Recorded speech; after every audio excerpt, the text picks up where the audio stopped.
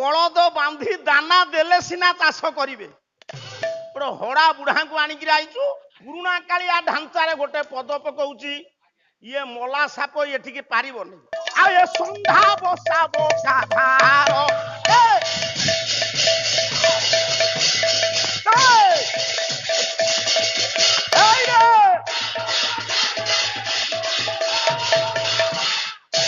ବାପା ଗୁରୁ ଘର ପାଠ, ଇଏ ଯଦୁମଣି ଲେଖା। ମୁଁ ଏଠି ଏଇବେଠୁ କଥା ଦଉଛି, 12 ରାତିରୁ ମୋର ସରିଯାଇଛି 3ଟି ଆଗ ପାଳି। ଆଉ କେତୋଟି ଆଗ ପାଳି? ଇଏ 3ଟି ଆଗ ପାଳି ଯେ ଯୋଉ ବିଷୟ ଛାଡ଼ିବି ତାକୁ ନୃସିଂହତା ଛୁଇଁ ପାରିବନି, ତାକୁ ନୃସିଂହତା ଛୁଇଁ ପାରିବନି, ତାକୁ ନୃସିଂହତା ଛୁଇଁ ପାରିବନି। ପୁଅ କାଲି ବାଇଆ କହୁଥିଲା କଣ ନା ମନ୍ଦୋଦରୀ ପୁଅ ହଉଛି ରାବଣ। ହସିବ ନା ଗରିବ କଣ କରିବ ମୁଁ କିଛି ବୁଝିପାରୁନି। ହସିବ ନା ଗରିବ କଣ କରିବ ମୁଁ କିଛି ବୁଝିପାରୁନି।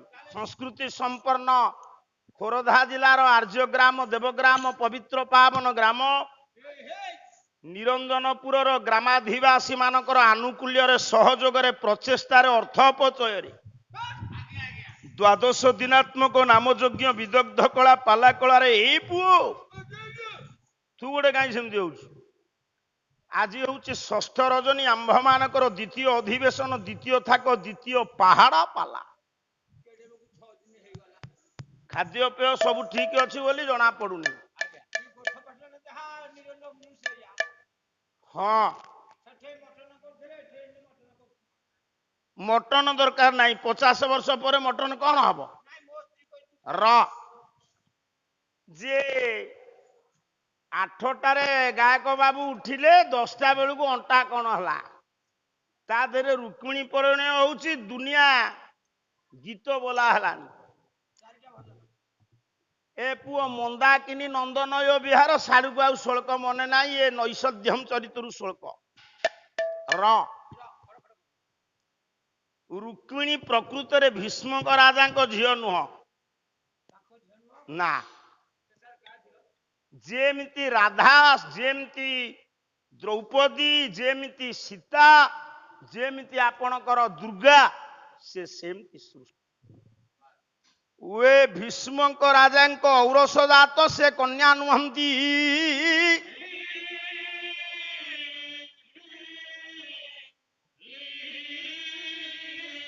ସେ ନିଗମ ବନିତା ପାଖରେ ଅଛି।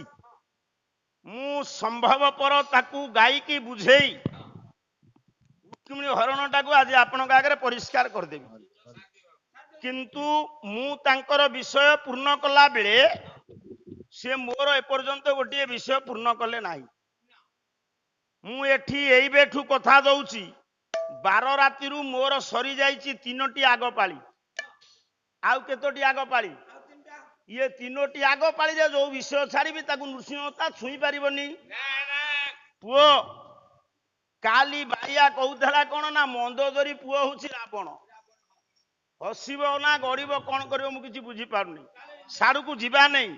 ପୁଅ ଟିକେ ବିଚାର କରନ୍ତୁ। ବାପା ମୁରବୀ ରାଜା ଭୀଷ୍ମଙ୍କ, ଇଏ ବିଷୟରୁ ଆପଣ ଶିଖିଲେ କଣ? ମୁରବୀ ହେଲେ ବାପା, ବାପା ସ୍ଥିର କରୁଛନ୍ତି ଝିଅର ଉପଯୁକ୍ତ ବୟସ ହେଇଗଲା, ଆମେ ଯୋଗ୍ୟ ବର ଦେଖି ଝିଅକୁ ବିଦା କରିବା। କୃଷ୍ଣଙ୍କର ଯେତେବେଳେ ପ୍ରସ୍ତାବ ଆସିଲା, ଶିବଙ୍କର ଆସିଛି, ଦୁନିଆ ଲୋକଙ୍କର ଆସିଛି, ସେ କହିଦେଇଛନ୍ତି।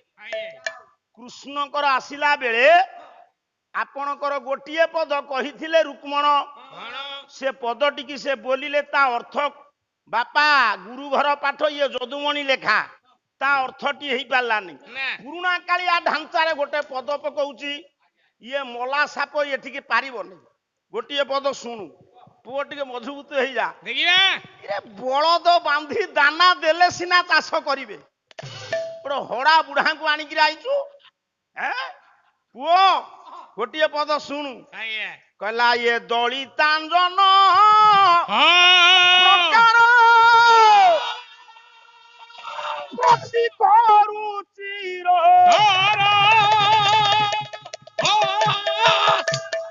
ରେ ଗୋକୁଳ କୁଳାବତାର ଆୟୁଧ ବେଣୁ ଆୟୁଧ ବେଣୁ ଆୟୁଧ ବେଣୁ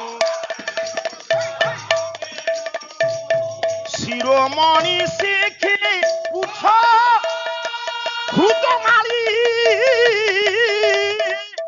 গুঞ্জ পুছ আরে তনু ভূষণ তা রেণু চরণ রেণু ওহো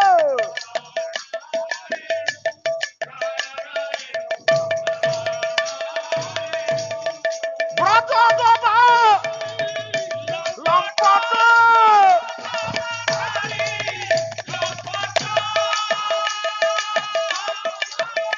আয়ে সন্ধ্যা বসাব কাধার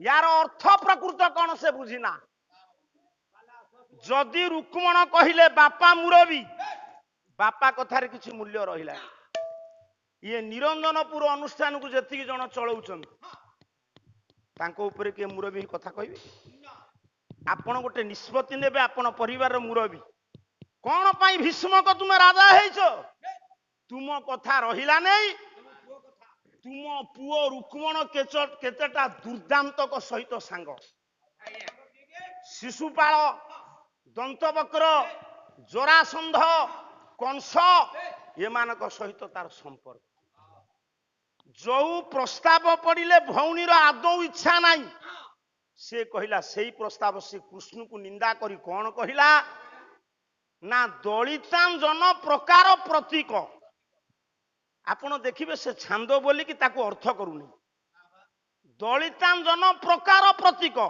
माँ माने जो आखि रे कोला पिंधुचंती मौसा ताको बारंबार दलन करदेले चकटी देले गोटे चिकणिया दिखा जाए अंजन को दलन कले जेमिति कृष्ण को रूपटा सेम प्रतीक रुचिर तर कौन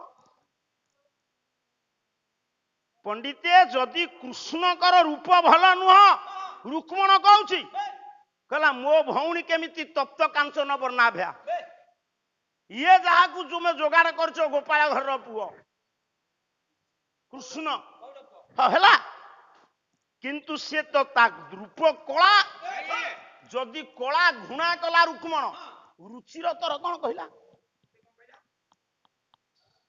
यार अर्थ गोकुल कुलावतार आयुध बेणु रुक्मण कहवा कथा राजा पिला माने पाठ पढ़ती जाइकरी गुरुकुल आश्रम रे गाई जगंती नहीं एटा पिला दिनु जाई गाई जगी थिला राजा पिला मानकर हाथ रे थबो धनुषर नइले खंडा ये रो काइमटा पाटी करछु भुजाली ना से तो बळे भुजाली थला ना या हाथ रे बंशी राजा पिला माने के कालिया नुह ये चिकण कालिया आउ ये होची महापापी संधा को मारिची बोका को मारिची अघा को मारिची ये पापीटा को केमिति भौणी की बाहा दवा